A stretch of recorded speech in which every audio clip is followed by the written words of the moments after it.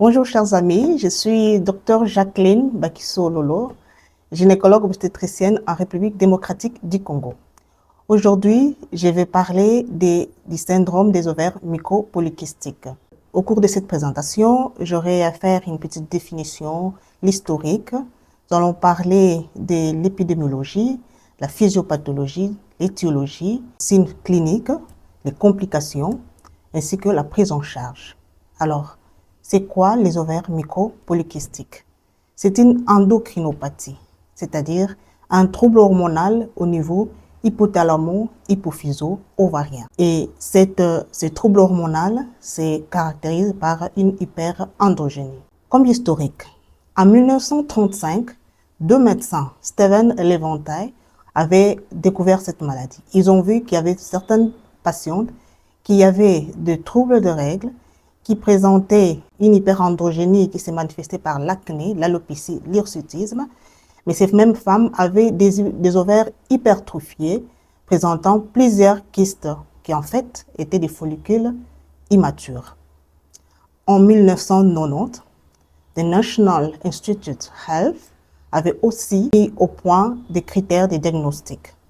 En 2003, le consensus de Rotterdam, parrainé par European Society of Health, Reproduction and Embryology and the American Society of Reproduction and Reproductive Medicine, ont émis 3 critères de diagnostic pour cette maladie, parmi lesquels l'hyperandrogénie biologique et clinique, des signes cliniques d'oligo-aménorrhée et d'oligo-anovulation, ainsi que la présence des ovaires mycopolykystiques à l'échographie.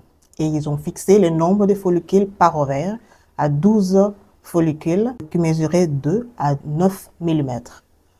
En 2018, ces critères ont été un peu revisités.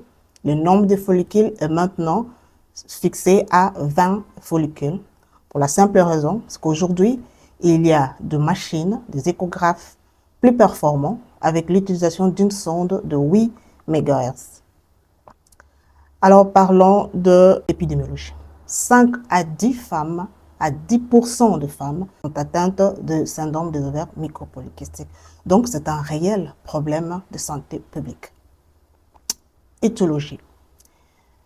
Les chercheurs ont trouvé qu'il y a 2 gènes qui favorisent les syndromes des ovaires mycopolykystiques, mais aussi les facteurs environnementaux. Parlons plutôt d'abord de la physiologie de menstruation ou de règles chez la femme normale, et nous allons faire un parallélisme chez la femme qui présente le syndrome des ovaires mycopolykystiques. Alors, pour qu'il y ait des règles chez une femme, il faut qu'il y ait l'intervention de l'arbre hypothalamo-hypophyso-ovarien, comme je viens de dire. Donc, au niveau de l'hypothalamus ou au niveau du cerveau, il y a cette glande qu'on appelle l'hypothalamus qui va sécréter la gonadoreline, qu'on appelle aussi GnRH, ou gonadotropin releasing hormone, qui va induire la sécrétion de la FSH et de la LH, follicle stimulating hormone, ou luteinizing hormone. Alors, au niveau ovarien, il y a 2 phases. La phase folliculaire. La phase folliculaire, pendant cette phase, il y a d'abord plus sécrétion de la FSH. En fait, il y a toujours sécrétion de la FSH, de la LH, mais plus la FSH au cours de la phase proliférate, plutôt au cours de la phase folliculaire. Pendant ce temps-là, il y aura recrutement de follicules. Plusieurs follicules sont formés et au cours de leur croissance, ces follicules vont sécréter des estrogènes. Lorsque la concentration en estrogène avoisine 200 picogrammes par millilitre, en ce moment-là, il y a un feedback négatif qui va se faire au niveau de l'hypophyse. L'hypophyse va diminuer la sécrétion de la FSH. Et il y aura un follicule qui va atteindre la phase de follicule dominant, qui lui sera toujours sensible à la FSH et va continuer sa croissance, alors que certains des follicules qui n'ont pas atteint cette phase de follicule dominant ne seront plus sensibles à la FSH et donc ils vont atteindre l'atrésie.